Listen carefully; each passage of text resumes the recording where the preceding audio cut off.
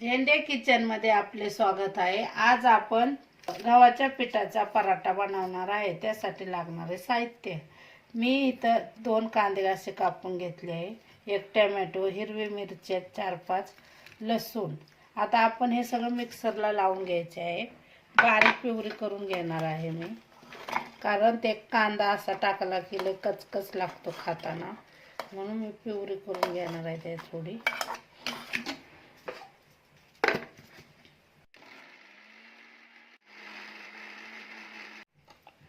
अशा प्रकारे आपण वाटण करून घेतले आहे। आता आपण गव्हाचं पीठ व्यवस्थित चाळून घेतले आहे। त्याच्यात आपण बेसन पीठ थोडंसं अंदाजानुसार टाकायचं, तुम्हाला जेवढं पाहिजे तेवढं। हळद 1 चमचा,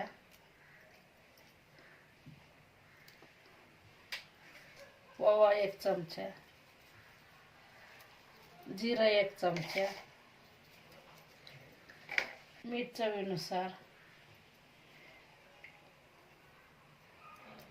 कोथिंबीर आपण थोडी टाकून घेऊ।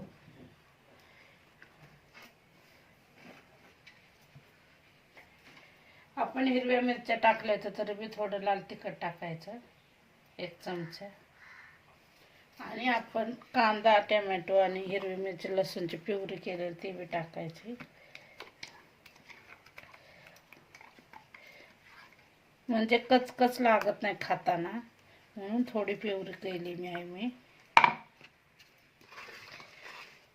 आणि ते व्यवस्थित आपण एकजीव करून मळून घ्यायचे, चपातीचे पीठ मळतो तसेच।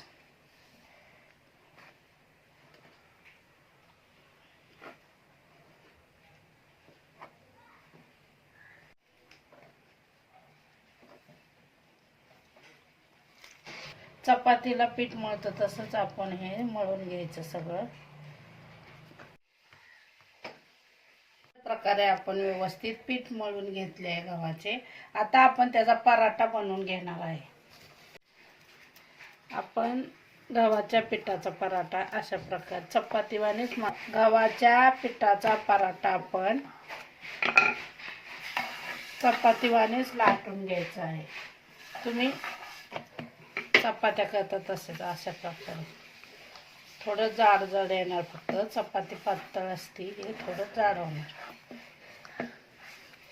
अशा प्रकारे आपला पराठा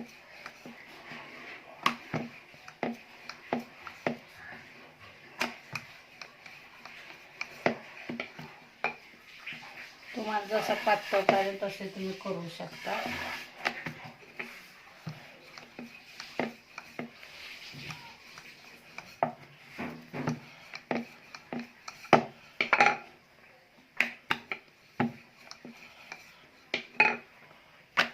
अशा प्रकारे आपला पराठा लाटून झाला आहे। आता आपण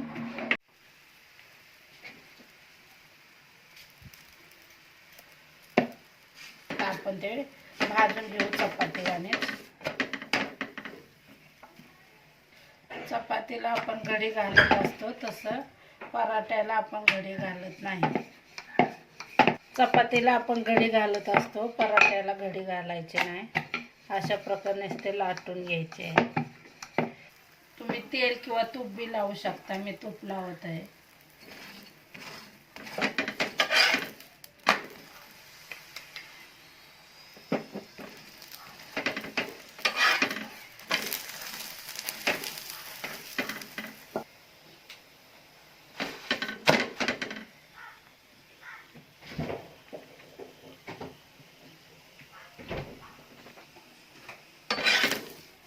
अशा प्रकारे आपला पराठा तयार झाला आहे। तो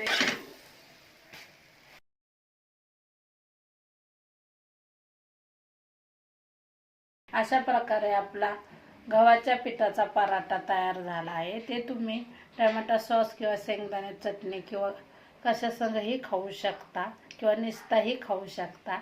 झेंडे किचनची रेसिपी आवडली असेल तर लाईक करा, शेअर करा, सबस्क्राईब करा, बेल आयकॉन दाबण्यास विसरू नका। धन्यवाद।